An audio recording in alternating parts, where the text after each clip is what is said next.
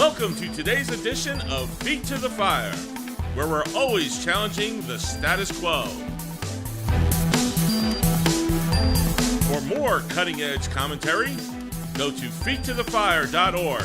That is feet, the number 2, thefire.org. And now your host. Well, call it a shellacking, to use the term Emperor Obama used back in the 2010 midterm elections.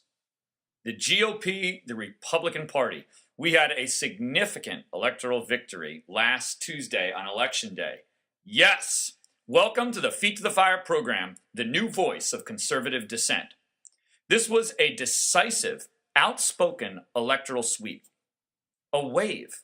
Now, come on, Juan Williams, seriously? From Fox News arguing with the other anchors about whether or not this was a wave? The Dems got smoked. Are we nitpicking over descriptors because you guys are afraid to admit what happened? In the words of Hillary Clinton, well, what difference does it make? Look, the Democrats lost everything. How about landslide? Does that work? Republicans got the Senate back. We gained in the House to World War II levels in the House of Representatives, and we gained tons of gubernatorial seats. That means governor seats. We were looking at Illinois, Maryland, Massachusetts, Maine. These are blue states, and we won these states and more. Now, it's true, there were a couple painful losses. How in the world does Al Franken win a first term, let alone a second term? And our sincere condolences to Mike McFadden, who lost that Senate race, seriously. And I got to ask, Minnesota, what were you thinking out there? But all in all, we have at least for a moment some electoral relief in this country, and maybe, just maybe, some better government. Which leads to today's program.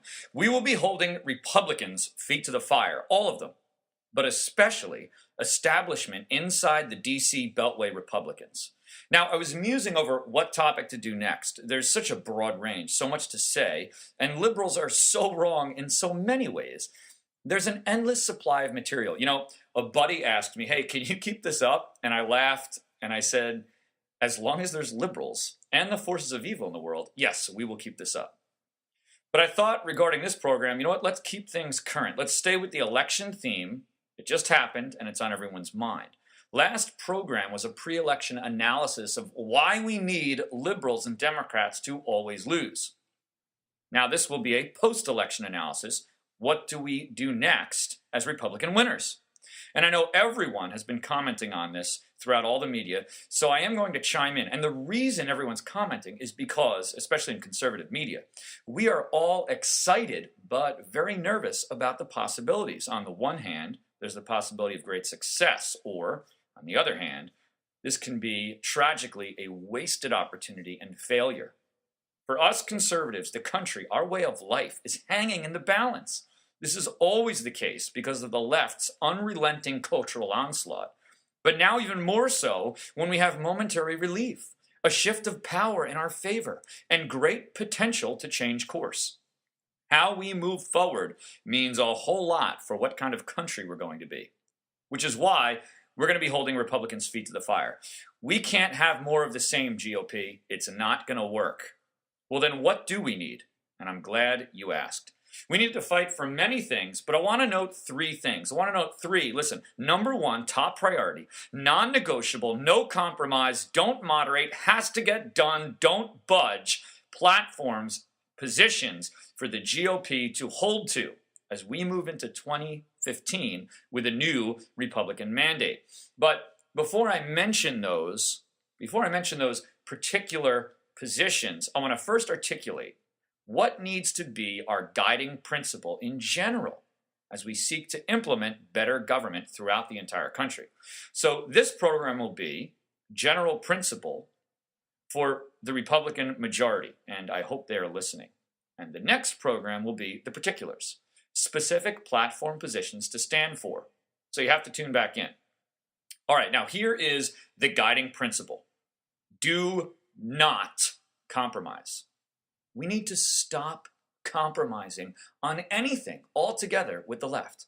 Compromise, for some reason in our society and culture, especially in politics, has become this idealist goal, this golden virtue. But really, it's more like some sort of strange golden calf. It's a false idol because it's a hoax. And it's beginning to make me sick, and it's getting very irritating. You know, I should do a whole program on the vice of political compromise.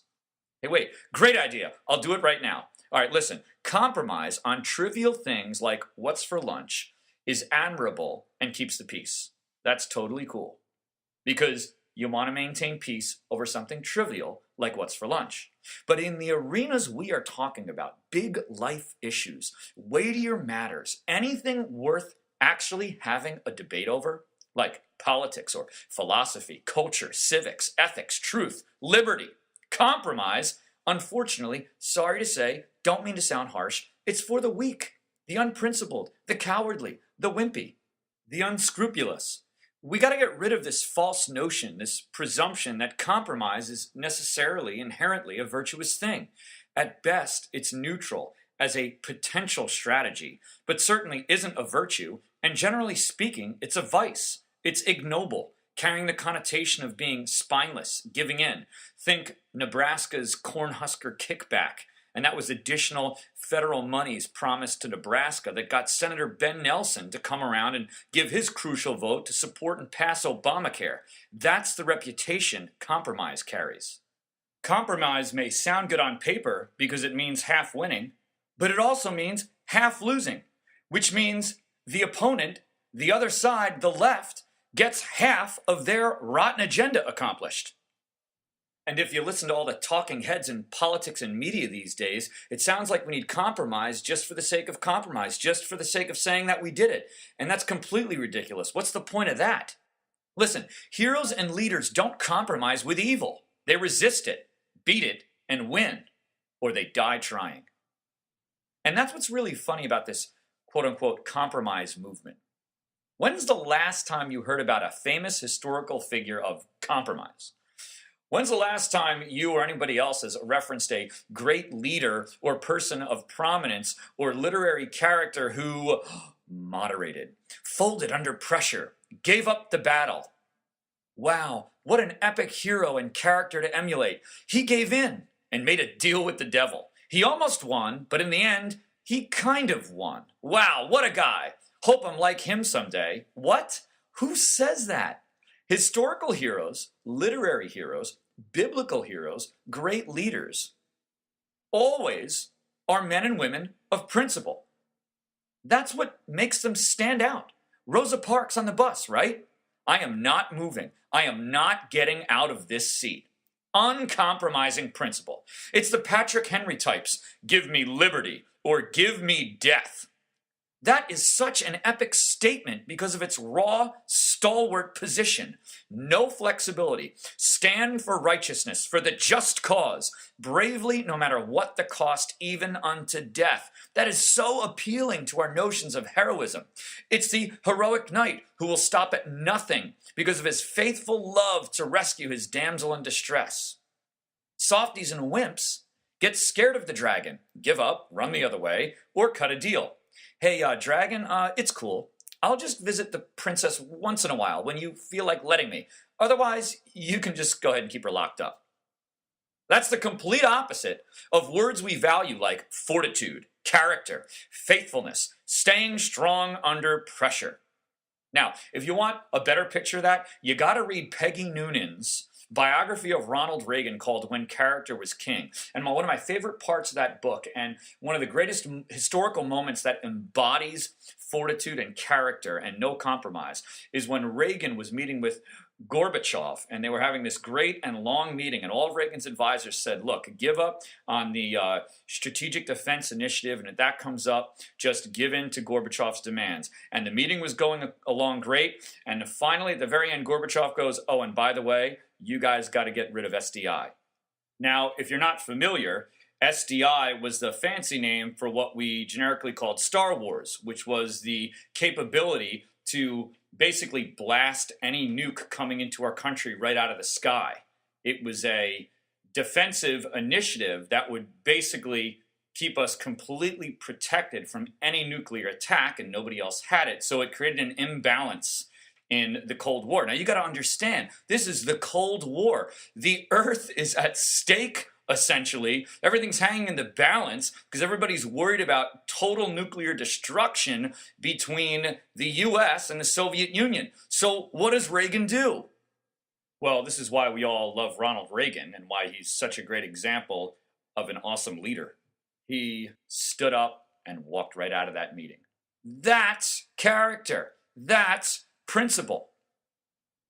And that's what we need in our leaders. Now, for the history buffs out there, the only guy I can think of as a potential appealing compromiser from history would be, obviously, Henry Clay, the great compromiser, or the great pacificator. Yeah, that's a swell name. All right, I'll give him a break. Early 19th century American statesman who tried to save the Union. And sure, he was a good guy, but his work was only temporarily useful. All he did was help maintain a semblance of unity between the North and South in the early 19th century and postpone the inevitability of civil war. Eventually, principle won out. The only way to resolve the issue was not to shake hands with evil and compromise with slavery, but to defeat it in a violent bloodbath known as the Civil War. So really, compromise, historically, has never been a significant virtue, except in the case of maybe the day's lunch menu. And even then, it may still be worth not compromising if someone is pulling for baloney. All right, so we say to the Republicans, no more talk of silly compromise. You don't compromise with or shake hands with the devil. You undermine him, you hinder him, create gridlock, and impede his progress for the sake of justice and what is truly right. And that's also why it is curious to hear people complain about quote-unquote gridlock in Washington. You hear this, there's nothing getting done, sigh. I just want leaders who will get something done. And that's completely ridiculous. Well, yeah, there's gridlock. That's what we want when men are pursuing a wicked agenda for the nation. We want gridlock so that the agenda they are pushing and pursuing doesn't get done, doesn't move forward, it gets stopped. Again, think Rosa Parks, right? If she was only concerned with not interrupting the city bus route, if she was only concerned with moving things along, moving things forward, getting things done, she'd have just moved her seat and moved on with life. And yet she would have failed to deal a major blow to racism in the South. Or on the other hand, what do we want? Our side to fold and give in? But then again, you hear this protest. Well, we got to get something done. What does that even mean? No, we certainly don't. Not if it's bad government. That makes no sense whatsoever. Nothing is better than moving in the wrong direction. Staying the same, even if the same isn't good, is certainly better than making things worse. Look, we'll remove the gridlock when somebody comes up with a bright idea, and then we'll implement it. Governing for the sake of governing always ends with one thing: more government. And that's always bad. So, conclusion. For the GOP, moving forward, compromise with the wrong side? No. Gridlock to stop their progress? Yes. And that needs to be the philosophy behind Republican policy. Gridlock is good. Stand firm and stop the left and Emperor Obama's agenda as much as humanly possible. Look, with Congress, you got the power of the purse now. And you got majorities in both houses. There should be a bill against his agenda, impeding his agenda every day. And compromise is bad. Don't compromise to let them push an agenda forward, even if it's liberalism light. Liberalism, but a mild version. Look, we don't want any form of their bad government. Compromise is not good for preaching in the church, and it's not good for government or public policy. And this brings us to the actual positions we now need to take as Republicans, the particulars. The Republicans need clarity, and they need to implement their agenda. They need to articulate conservative Republican government in a convincing way and then move that forward in Washington. And we'll talk about those positions next time. But until then, let justice roll down like waters, America, and righteousness like an ever-flowing stream. Don't believe the hype out there. Compromise isn't all that it's cracked up to be. Actually, it's generally a pitiful vice. Principle is better, a noble virtue. It's standing your ground courageously. So speak up and stand out for justice, because that's the American way. And let's hold their feet to the fire.